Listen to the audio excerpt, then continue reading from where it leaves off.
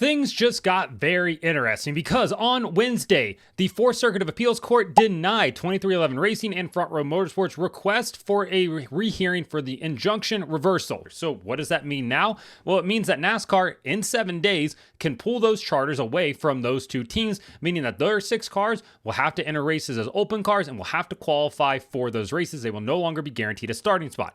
NASCAR can pull those charters before the Dover weekend. Now they have to make the decision on if they're going to do that or if they're not going to do that, which I think we've all fully expect them to pull those charters away, because that's been their argument since the beginning.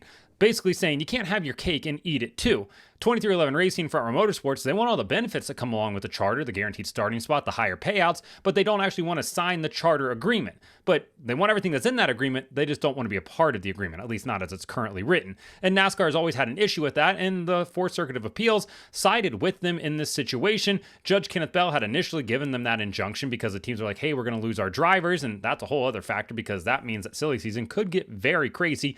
If those teams do in fact lose their charters, that would mean that Tyler Reddick potentially becomes a free agent. Same with maybe Corey Heim, Bubba Wallace, Noah Gragson, Todd Gilliland, and even Zane Smith. I guess Riley Herbst might be thrown in there as well. Regardless, it could make silly season pretty interesting. At the same time, I think one of the bigger questions here is, does NASCAR ask those teams to repay all of the charter money that they've already earned this year? Because, hey, you're not a charter team. You never signed the charter agreement. Should you get to keep that money?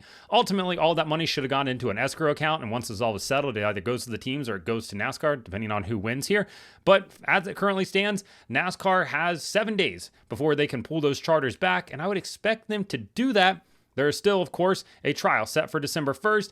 Both sides seem full steam ahead to go to that, spending tens of millions of dollars on legal fees as it currently stands, but we're not even to the actual trial yet. And the team said that they still believe they have a very strong case in their antitrust lawsuit against NASCAR.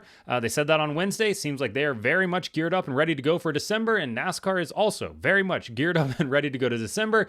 This story is not coming to an end anytime soon.